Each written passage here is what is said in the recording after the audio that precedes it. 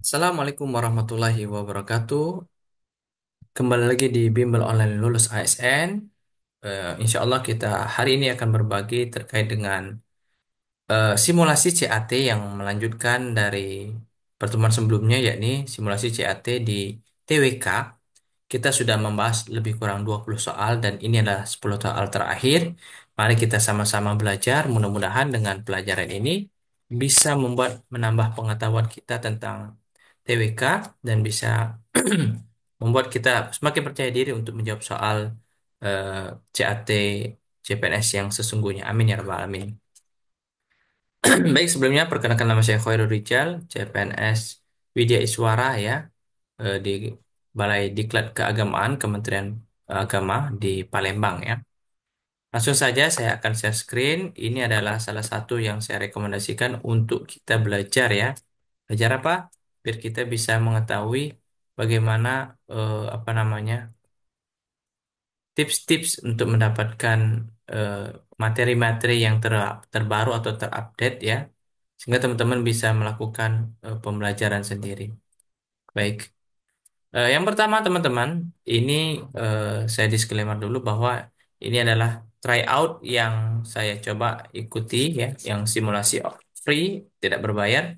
Dan teman-teman bisa juga mengakses ini di apa namanya website jadiasn.id. Silakan dibuka, silakan nanti dimasukkan datanya dan teman-teman bisa mengikuti simulasinya. Baik, hari ini kita akan lanjutkan pertanyaan ke-21 ya. Kemarin sudah 20 soal, kita 10 soal terakhir. Andi adalah seorang pegawai negeri yang dikenal sebagai individu yang sangat disiplin dan memiliki integritas tinggi. Suatu ketika Andi menemukan sejumlah uang di laci meja kerjanya yang bukan miliknya, meskipun ada kemungkinan untuk mengambil uang tersebut tanpa diketahui orang lain. Tapi Andi memilih untuk menyerahkan uang tersebut kepada ke bagian keuangan. Tindakan Andi ini menunjukkan bahwa ia memiliki apa, teman-teman? Ya, kita lihat opsi jawaban. A. Komitmen terhadap nilai kejujuran, ya, dalam menjalankan tugas sebagai pegawai negeri, ya. Ini komitmen, bro. Bagus ya jawabannya. Oke, kita keep dulu. Kepandaian dalam mengelola keuangan untuk kepentingan pribadi tidak ada hubungan ya. Ini kan ada uang orang di meja kita. Kesadaran akan pentingnya keuntungan material dalam pekerjaan tidak juga. Wow, ini besar sekali. Kepatuhan pada aturan tanpa mempertimbangkan nilai moral. Nah, ini juga salah ya. Tanpa mempertimbangkan. Apa maksudnya ya? Harus mempertimbangkan nilai-nilai moral. Kemandirian dalam melakukan tindakan tanpa melibatkan pihak lain. Nah, ini juga kurang tepat. Yang tepat ini menjawab dari soal tersebut, komitmen terhadap nilai-nilai kejujuran, integritas. Menjalankan tugas sebagai pegawai negeri sipil ya. Jawaban yang tepat adalah yang A, teman-teman ya. Baik. Itu kita hapus dulu, kita akan lanjut ke soal yang selanjutnya. Soal selanjutnya, soal nomor 22. Teguh adalah seorang pejabat yang baru diangkat di sebuah instansi pemerintah. Dalam menjalankan tugasnya, Teguh selalu berpegang pada prinsip transparansi dan akuntabilitas, ya. Ia tidak segan untuk menolak suap dan selalu mematuhi peraturan yang berlaku. Suatu hari, Teguh dihadapkan pada situasi di mana ia harus memilih antara menerima hadiah dari rekan bisnis atau melaporkannya sebagai bentuk gratifikasi. Sikap Teguh yang memilih untuk melaporkan hadiah tersebut untuk menunjukkan bahwa ia memiliki sifat atau sikap A, ya. Jawabannya keberanian dalam mengambil keputusan. B, komitmen terhadap tugas, ya. Kemudian C, integritas yang tinggi menjalankan tugas. Oke, cukup bagus. Kemampuan dalam mengelola konflik, ya. Oke. Kesadaran akan pentingnya akuntabilitas. Baik, teman-teman, dari pertanyaannya adalah mencerminkan bahwa Teguh melaporkan hadiah tersebut ya atau memilih untuk tidak menerima gratifikasi tersebut. Mana yang sebenarnya yang paling cocok, yang paling pas teman-teman sekalian untuk menjawab soal ini? A. Keberanian dalam mengambil putusan, ya dia betul ya, tapi kurang kurang tepat. Komitmen terhadap tugas dan jawab, ya komitmen, ya. Tapi yang paling penting itu dia berintegritas, tidak mau eh, diiming-imingi, ya, atau diberikan sebuah gratifikasi, sehingga dia punya power untuk menolak, ya, secara baik, ya, dan melaporkan juga kepada pimpinan bahwa ada beberapa ataupun orang yang akan mencoba memberikan gratifikasi bentuk suapan ataupun bentuk ucapan terima kasih atau apa sejenisnya. Intinya dia menolak gratifikasi. Seperti itu teman-teman, ya. Maka jawaban yang tepat adalah C.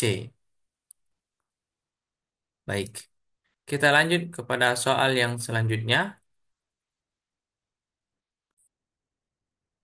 Soal ke-23. Sebagai seorang pemilik proyek, Budi selalu mengutamakan kejujuran dalam setiap laporannya. Ia tidak pernah memanipulasi data atau informasi untuk kepentingan pribadi ataupun kelompok. Budi juga selalu memastikan bahwa setiap keputusan yang diambil didasarkan pada data yang akurat dan transparan. Dengan demikian, ia berhasil membangun kepercayaan di antara anggota timnya dan para pemangku kepentingan yang lainnya, ya. Soal nomor 23 ini, ya, kita ambil apa yang bisa diambil pelajaran, ya, dari sikap Budi terhadap eh, pemangku kepentingan dan juga anggota-anggotanya. A, kita lihat pentingnya komunikasi efektif boleh sebenarnya. Apakah masuk dalam konteks? B, nilai kejujuran sebagai dasar akuntabilitas. Nah, ini di sini ada dispil jujur, ya, dan dia memberikan sebuah data yang transparan, yang akuntabel, ya. Dia tidak memanipulasi, ya, tidak pernah memanipulasi teman-teman, ya. Ini udah kelihatan jawabannya sebenarnya, ya. Kita lihat dulu. Yang C, strategi pengambilan keputusan yang cepat dan efisien, ya. Yang yang D, pemimpinan yang berfokus pada hasil jangka pendek. Yang E, ya, manajemen waktu yang baik untuk mencapai target. Jadi sudah kelihatan jawaban yang tepat adalah yang B. Kenapa B? Karena beliau memiliki nilai-nilai kejujuran, ya, integritas sebagai ASN. Dia harus memberikan data yang valid, data yang akurat sesuai dengan kondisi yang terjadi atau di lapangan. Jawaban yang tepat adalah yang B, teman-teman, ya. Baik, kita akan lanjutkan ke soal yang selanjutnya, soal ke-24.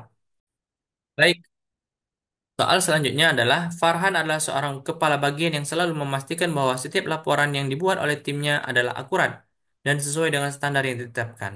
Ketika beberapa laporan menunjukkan adanya kesalahan yang bisa menguntungkan perusahaannya, jika tidak dilaporkan, Farhan memilih untuk memperbaiki kesalahan tersebut. Bagaimana sifatnya atau sikap beliau mencerminkan seperti apa? Ataukah A, ya, jawabannya komitmen, ya, terhadap akurasi dan kejujuran dalam pekerjaan cukup tepat. B, kemampuan untuk memotivasi untuk bekerja keras, ya boleh memang, ya. C, keterampilan dalam memecahkan masalah yang kompleks. Oke, kita lihat yang selanjutnya, ya. Oke,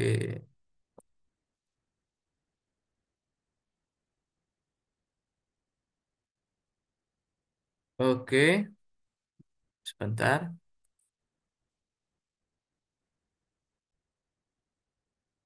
Atau yang D, keinginan untuk menjaga citra positif perusahaan.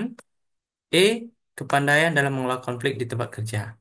Yang harus digarisbawahi ataupun di-highlight adalah sikap Farhan, ya. Sikap Farhan ini dia merupakan seorang kepala bagian kabak, ya. Dia selalu memonitor, ya, memastikan bahwa laporan yang dibuatnya adalah akurat dan sesuai dengan standar yang ditetapkan. Ya, ketika beberapa laporan menunjukkan adanya kesalahan yang bisa menguntungkan perusahaannya, ya, jika tidak dilaporkan.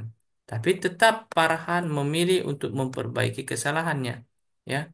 Walaupun menguntungkan, tapi dia tetap memperbaiki. Karena yang paling penting itu adalah kejujuran, akurasi, dan juga eh, komitmen, ya.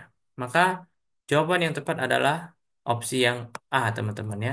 Jawabannya adalah yang A. Komitmen terhadap akurasi dan kejujuran dalam pekerjaan.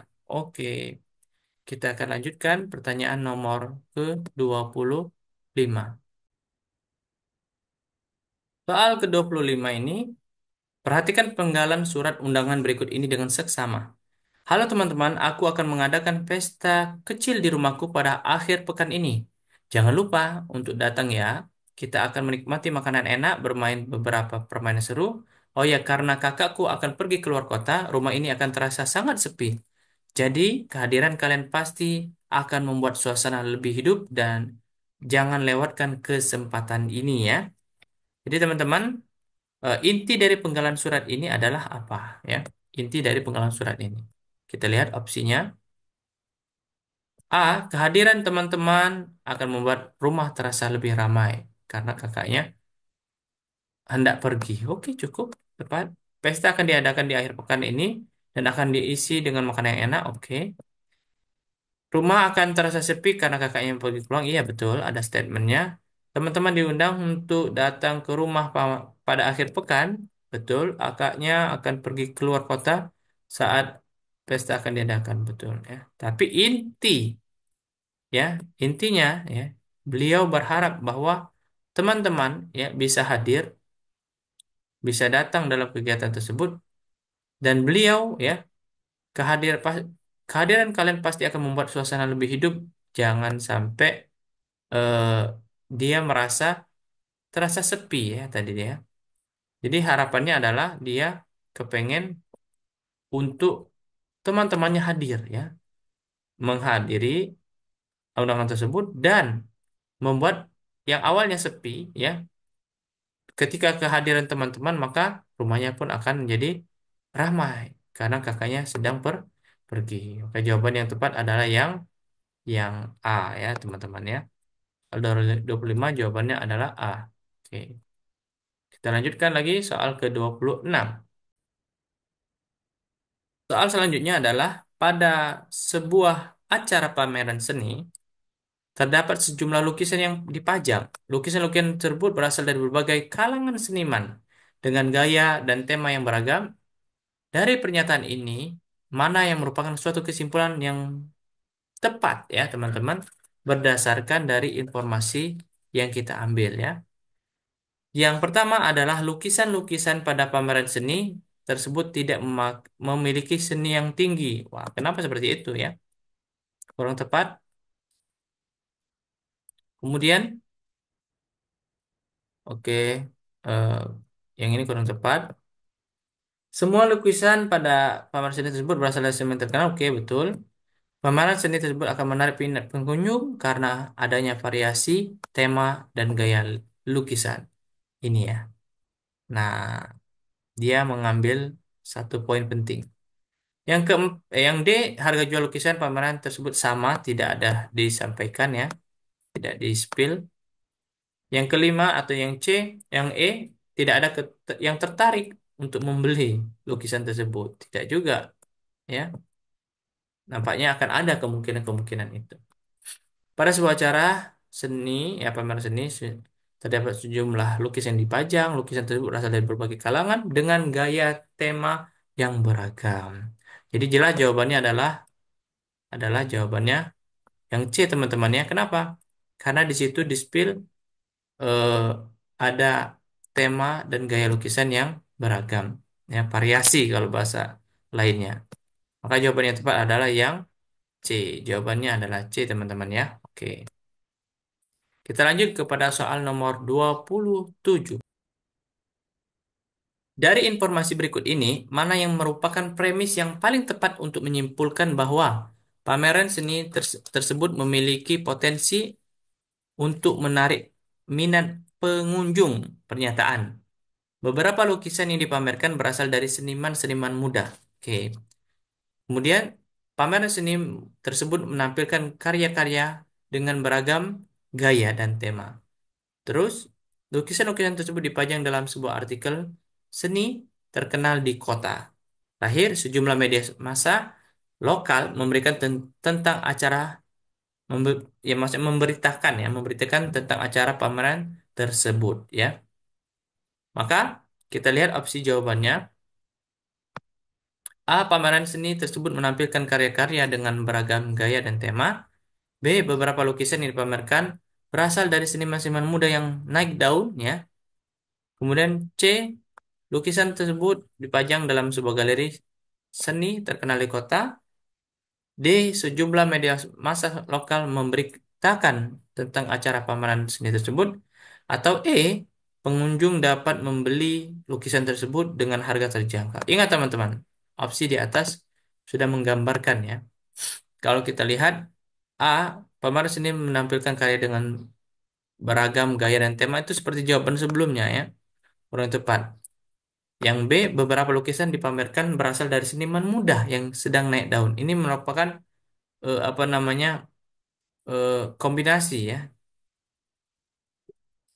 Kemudian yang ketiga atau yang C, lukisan tersebut dipajang dalam satu galeri. Oke, tapi cuman satu kalimat saja, kurang tepat. Yang D, sejumlah media massa lokal memberitakan tentang acara itu, ya memang betul, ya. Tapi dia cuma satu kalimat saja, ya. Tapi tidak dikombinasikan. Yang E, pengunjung dapat membeli lukisan tersebut dengan harga yang terjangkau. Seperti itu juga, ya. Nah, jawaban yang tepat adalah jawaban yang B, ya. Soal nomor 27 jawabannya adalah B. Beberapa lukisan yang dipamerkan berasal dari seniman-seniman muda itu, ya, yang sedang naik daun. Jawabannya adalah yang B, teman-teman, ya. Kita lanjut ke pertanyaan yang ke-28. Baik. Soal nomor 28, dari berita media lokal diketahui bahwa pemerintah daerah mengalokasikan anggaran besar untuk memperbaiki infrastruktur, ya, ada tujuan jalan raya di wilayah tersebut. Di sisi lain, warga sempat sering mengeluhkan buruknya kondisi jalan, kemacetan lalu lintas yang terjadi. Berdasarkan informasi ini, mana yang merupakan kesimpulan yang paling tepat? A. Pemerintah daerah berhasil menyelesaikan masalah kemacetan dengan alokasi anggaran besar. B. Waktu setempat tidak menghargai. Warga setempat tidak menghargai upaya pemerintah, tidak tepat, ya. Kemudian yang C, alokasi anggaran besar untuk memperbaiki infrastruktur jalan raya menunjukkan komitmen. Nah, ini ada statement, ada komitmen pemerintah untuk pembangunan daerah, ya. Kenapa dia ada tujuan alokasi besar anggaran itu? Yang D, kemacetan lalu lintas tidak lagi menjadi masalah utama. Oke, itu memang kesimpulan, tapi yang menjadi apa namanya, itu adalah harapan, ya, sebenarnya tidak ada lagi kemacetan. Media lokal cenderung memberikan liputan negatif, ya, tidak terlalu ini, ya, eh, tidak terlalu sesuai dengan apa yang di dalam statement di atas, bahwa sebenarnya media ini memberitahukan hal yang positif, seperti, ya. Jadi yang E salah. Jawaban yang tepat adalah yang C, teman-teman. Kenapa C, teman-teman, jawabannya? Karena di sini ada eh, alokasi anggaran, ya, tujuannya untuk memperbaiki infrastruktur, ya. Ini semuanya, ya, bentuk komitmen dari pemerintah daerah dalam mengatasi buruknya kondisi jalan dalam dan juga mengatasi kemacetan, ya. Maka jawaban yang tepat adalah yang C. Kita lanjut kepada soal yang ke-29. Dari informasi yang diberikan bahwa pemerintah daerah telah meluncurkan program pendidikan gratis, ya, untuk semua warga, mana yang merupakan implikasi logis dari langkah tersebut, ya, teman-teman? Soal nomor 29 ini jawabannya opsi A, penurunan tingkat partisipasi dalam pendidikan formal. Apa hubungannya program gratis dengan implikasi, ya, dampak logis dari langkah pemerintah tersebut? Apakah akan menurun partisipasi? Tidak juga, ya. B, peningkatan kesempatan pendidikan bagi semua. Nah, ini tepat ini. Yang C, penurunan kualitas pendidikan karena kurangnya dana fasilitas. Ini kan pemberian dana, ya. Pemberian eh, lebih kepada program pendidikan gratis. Masa dia berfokus kepada kualitas, ya? Tapi pada intinya adalah semuanya harus selaras, ya. Selain pendidikan gratis juga harus dibarengi dengan infrastruktur dan fasilitas yang memadai. Tapi bukan itu konteksnya. Yang D, kebijakan ini hanya akan berdampak pada siswa yang berada di perkotaan saya, tidak juga. Justru untuk pendidikan gratis ini untuk warga, semua warga, ya, bahkan di pedesaan. Penurunan ketersediaan fasilitas pendidikan juga tidak tepat, ya. Justru Dengan adanya gratis, ya pemerintah mensokong ataupun memberikan suntikan dana untuk warga-warga yang ada di pedesaan sehingga mereka juga tidak hanya mendapatkan pendidikan gratis dan juga mendapatkan fasilitas yang layak. Maka jawaban yang tepat untuk soal nomor 29 adalah yang B, teman-teman ya. Peningkatan kesempatan bagi pendidikan bagi semua lapisan masyarakat, tidak pandang bulu ya. Tidak hanya orang kaya saja atau di perkotaan saja, tapi seluruh warga dan di pedesaan pun juga. Baik, kita akan masuk kepada soal yang terakhir, soal yang ke-30. Baik, soal terakhir ya, teman-teman.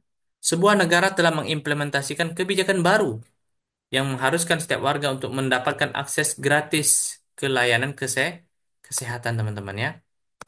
Jadi, kebijakan baru ini fokus kepada kesehatan. Dari kebijakan tersebut, mana yang merupakan implikasi yang paling logis, dampak yang paling tepat? A. Penurunan kualitas layanan karena overburden sistem, salah ya, kurang tepat ya. Yang B, penurunan tingkat kehadiran di fasilitas kesehatan, juga tuh kurang tepat. Ini kan ada implementasi mengharuskan warga untuk mendapatkan akses, ya. Akses berarti dia bukan menurun, malah meningkat harusnya. Peningkatan, nah ini statement. Peningkatan akses terhadap layanan kesehatan bagi semua lapisan masyarakat. Tepat sekali. Peningkatan biaya hidup, kurang tepat ya. Kemudian menurunnya minat, apalagi menurunnya minat ya. Maka jawaban yang tepat untuk jawaban soal nomor terakhir adalah yang C. Baik teman-teman, itu saja untuk pembahasan hari ini. 30 soal sudah kita bahas tentang tes wawasan kebangsaan. Mudah-mudahan bermanfaat. Semoga teman-teman yang sedang berjuang dalam tes CPNS, Allah mudahkan dan Allah berikan solusi dan juga kelancaran. Dan insya Allah teman-teman semua bisa lulus jadi PNS. Amin ya rabbal alamin. Saya akhiri wallahu muwaffiq ila aqwamit thoriq. Fastabiqul khairat. Assalamualaikum.